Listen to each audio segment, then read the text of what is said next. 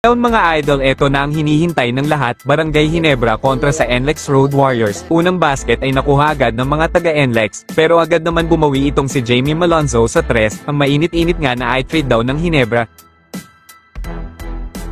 Reklamo naman agad itong si Jamie Malonzo matapos hindi din matawagan ng foul ang kanyang mga drive. Finally ay ibinigay na ng mga referees ang kanyang gusto, and 1 para sa tira ni Jamie Malonzo. 6 na minuto ang nakakalipas ay timeout agad itong NLEX, Ginebra up by 4. Unti-unti naman ang humahabol itong NLEX sa pangunguna ni JV Moken na kung saan ay si Scottie Thompson ang guardia nito. Eto na din ang star player na si Robert Bolick, kinakain na naman ang depensa ng Ginebra, pero nakapagtataka lang talaga na hindi napapasama ito sa gilas mga idol. Mukhang may gustong patunayan itong si Jamie Malonzo sa mga bashers, muling kumana ng 3 at nakuha ang kanyang pang-10 puntos, natapos ang first quarter, 23-13, Ginebra up by 10. Second quarter ay agad kumana ng back-to-back threes itong si Kevin Alas, kaya naman napa-timeout agad ang Ginebra dahil baba na lang sa 4 ang lamang nila. Patuloy pa rin naman sa pag-score itong si Robert Bolick. Mukhang hirap talaga ang Ginebra na pigilan itong si Berto. Supalpal naman ang inabot nitong ni Kevin Alas kay Scottie Thompson. Akala niya libre na pero tapal pa rin pala.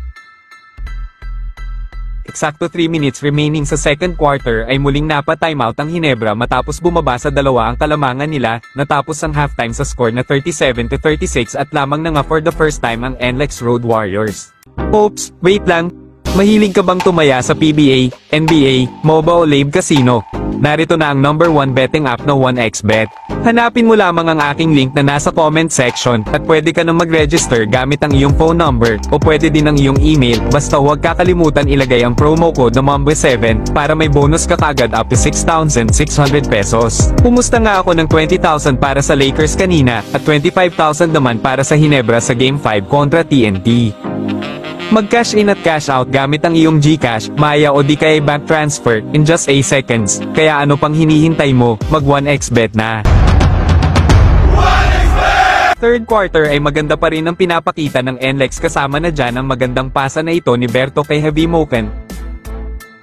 Umakyat na sa 7 ang kalamangan matapos ang pull-up 3 ni Mr. Swabby Robert Bolick. Unang puntos naman sa third quarter para sa Ginebra makalipas ang unang 4 na minuto. Ito pa ang tira ni Robert Bolick. Patuloy pa rin kinakain ang depensa ng Ginebra.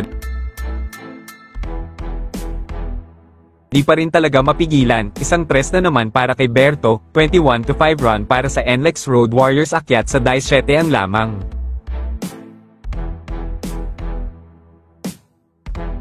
Unti-unti nang nararamdaman ng tensyon ng laro dahil maging si Coach Tim Cone ay napapanta na sa gitna. Nakakapagtaka lang mga idol dahil walang technical na tinawag dito. Natapos ang third quarter sa score na 67-53, NLEX ahead by 14. Fourth quarter ay agad inumpisahan naman ni RJ Abarrientos ng isang 3.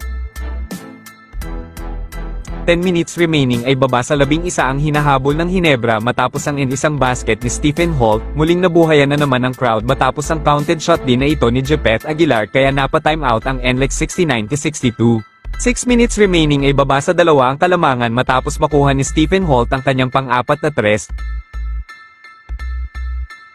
3. Muling nagtabla sa 81 ang laban matapos ang layup na ito ni Steoen Holt.